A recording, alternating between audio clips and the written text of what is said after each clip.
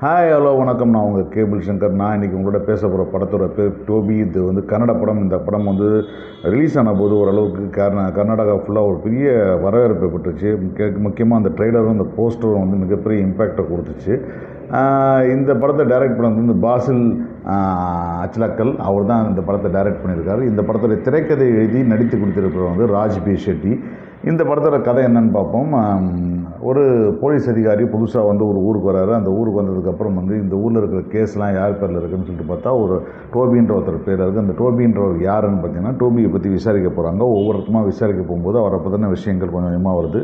அவர் வந்து ஒரு ஊமை. அவருக்கு வந்து காது கேட்கும், ஆனால் பேச வராது.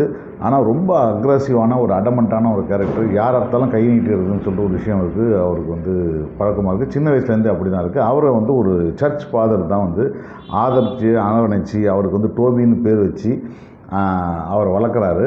கொஞ்சம் கொஞ்சமாக அவர் வந்து சிறுவர் திருத்த ஜெயிலேருந்து வெளியே வந்து கொஞ்சம் கொஞ்சமாக வந்து அவருடைய சர்ச்சில் இருக்கும்போது அங்கே சில பேர்கிட்ட சில நடவடிக்கைகள் பிடிக்காமல் போனதுனால என்ன ஆகுதுன்னா, அவருடைய வாழ்க்கையில் அவர் வந்து தனியாக ஒரு வீடு எடுத்து ஒரு இடத்துல வேலை எடுத்து தங்க நிலைமையாகிடுது. அப்போ அவருக்கு நண்பராக வரக்கூடிய ஒருத்தரோட சேர்ந்து அவர் வந்து மார்ச்சூரில் போனவா இருக்கிறவர். அவருக்கு ஹெல்ப்பராக போகிறாரு. அவர் அங்கேயே தங்கியிருக்கிறார். மார்ச்சூரில் தான் அவர் அங்கேயே தான் இருக்கிறார். அவர் அப்படிப்பட்ட சுச்சுவேஷனில் வந்து அவருக்கு வந்து ஒரு பெண் குழந்தை வந்து அனாதரவாக கிடைக்குது. அந்த குழந்தைய வந்து அவர் எடுத்து யாரும் எடுத்து வளர்க்காதனால அவரை எடுத்து வளர்க்க ஆரம்பிக்கிறார். அந்த பொண்ணுக்கும் அவருக்குமான ரிலேஷன்ஷிப் என்ன ஆகுது, அந்த பொண்ணு வளர்ந்ததுக்கப்புறம் என்ன ஆச்சு, இப்போ ஏன்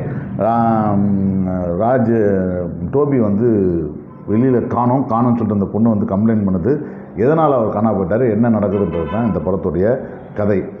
இது ஒரு ஸ்பேன் ஆஃப் 10-15 இயர்ஸ் நடக்கக்கூடிய கதைன்றதுனால வந்து ஒரு லென்த் இருக்குது இந்த கதையில். இந்த ஓப்பனிங் சீனில் நடக்கக்கூடிய டோபி கேரக்டருக்கான இன்ட்ரொடக்ஷன் சீன்ஸ் ஆகட்டும், அதில் ஒவ்வொரு சீன்ஸுக்கும் அவருடைய டெவலப்மெண்ட் ஆகட்டும், டோபின்ற கேரக்டர் வந்து சின்ன பையன்லேருந்து ராஜ் பி ஷெட்டியாக மாறினதுக்கப்புறம் அவருடைய பாடி லாங்குவேஜ், அவருடைய இறுக்கமான தன்மை, கிட்டத்தட்ட பார்த்திங்கன்னா இந்த கேரக்டரை நமக்கு ஞாபகப்படுத்துறது வந்து பிதாமகன் விக்ரமன் நமக்கு ஞாபகப்படுத்துகிற விஷயமா. பிதாமகன் விக்ரம் மாதிரி ரொம்ப அக்ரெசிவாக குரங்கு மாதிரி பண்ணாமல், ஆனால் மனுஷன் மாதிரி, ஆனால் ரொம்ப கோவக்காரனாக ஒரு ரொம்ப எப்படி ரிஃப்ளெக்ட் பண்ணுவார்னு தெரியாத அளவுக்கான ஒரு கேரக்டராக தான் இருக்கிறாரு.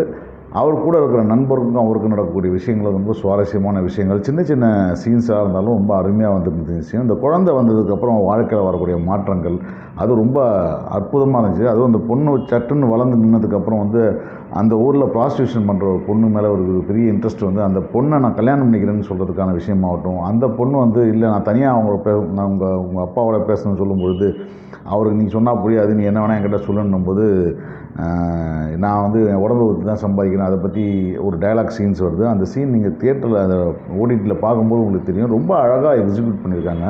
அந்த சின்ன பெண் புரிஞ்சுக்கொள்ளலாகட்டும், அதை புரிஞ்சுக்கிட்டு அவங்க சொல்கிற விஷயமாகட்டும், இந்த பெண்ணுக்கு நடுவில் இருக்கிற விஷயம் இல்லை, இது வந்து ரொம்ப அழகாக ரொம்ப கவித்துவமாக இருக்குது அந்த சீன்ஸ் எல்லாமே. கொஞ்சம் கொஞ்சமாக இந்த கதை வந்து ஒரு பெரிய அளவுக்கு டெவலப் ஆகி போயிட்டு இருக்கும்போது இதுதான் இந்த படத்தோட கதையாக இருக்குமோ அப்படின்னு நினைக்கும்போது திடீர்னு இந்த படத்தில் ஒரு ட்விஸ்ட் அண்ட் டர்ன் வரணுன்றதுக்காக ஒரு வில்லன் கேரக்டர் உருவாக்கி அந்த வில்லன் கேரக்டர்லேருந்து ஒரு 10 வருஷம் அந்த ஒரு கதை ட்ராவல் ஆகி அதுலேருந்து ஒரு பெரிய அக்ரெசிவான ஒரு கிளைமேக்ஸ் போகுதுன்றது தான் இந்த படத்துடைய மிகப்பெரிய மைனஸ்ன்னு நான் சொல்லுவேன். ஏன்னா டோபிக்கு நல்ல வாழ்க்கையாக வந்துடக்கூடாதா அப்படின்றது ஒரு கேள்வி இருந்தாலும் கூட அதை தாண்டி இந்த படத்தில் வந்து அந்த கதை போன ஸ்பேஸுக்கு தேவையில்லாத இன்னொரு பயங்கரமான ஒரு ராவான ஒரு கதை வரணுமோ, ஒரு நிறைய ரத்த கலரியாக ஒரு கிளைமேக்ஸ் வரணுமோ அப்படின்றதுக்கான விஷயம் வந்துட்டு போயிடுச்சுன்னு தோணுது எனக்கு. அதுவும் அந்த டோபி கேரக்டருக்கு வந்து கடைசியில் வந்து என்ன ஆக போகுதுன்றது வந்து பார்க்கும்போது ரொம்ப ப்ரெடிக்டபுளாக இருக்குது. ஒரு கட்டத்துக்கு அப்புறம் பார்த்திங்கன்னா டோபி வந்து பாலா படம் மாதிரி வந்து அங்கேயும் இங்கேயும் ஓடி ஒரு மாதிரி ஹேவயராக ஓடி அப்புறம் ஏகப்பட்ட வயலண்டிக்காக மாறி அதுக்கப்புறம் வந்து பார்த்திங்கன்னா டுவார்ட்ஸ் த கிளைமேக்ஸ் வந்து நமக்கு வந்து கிட்டத்தட்ட ரத்த கலரியாக தான் வந்து இந்த படம் வந்து முடியுது. இதில் முக்கியமாக குறிப்பிடத்தக்க வேண்டிய விஷயம் என்னென்னா ராஜ் பி ஷெட்டியோட நடிப்பு. அதுக்கப்புறம் பார்த்திங்கன்னா சம்யுக்தா ஹோமத் அவங்களுடைய ஆக்டிங் அட்டகாசமாக இருக்குது. அவங்களோட பாடி லாங்குவேஜ் ஆகட்டும், அந்த கேரக்டர் வந்து சின்ன வயசுலேருந்து டேக் ஓவர் பண்ணி அவங்க வந்து அந்த 13-14 வயசு பொண்ணுலேருந்து ஆரம்பித்து கல்யாணம் பண்ணி குழந்தை பிறந்திருக்கிற வரைக்குமான கேரக்டர், அதை வந்து அந்த கேரக்டர் அவங்க உள்வாங்கின விதம், அதை நடித்த விதம் வந்து அட்டகாசமாக இருக்குது.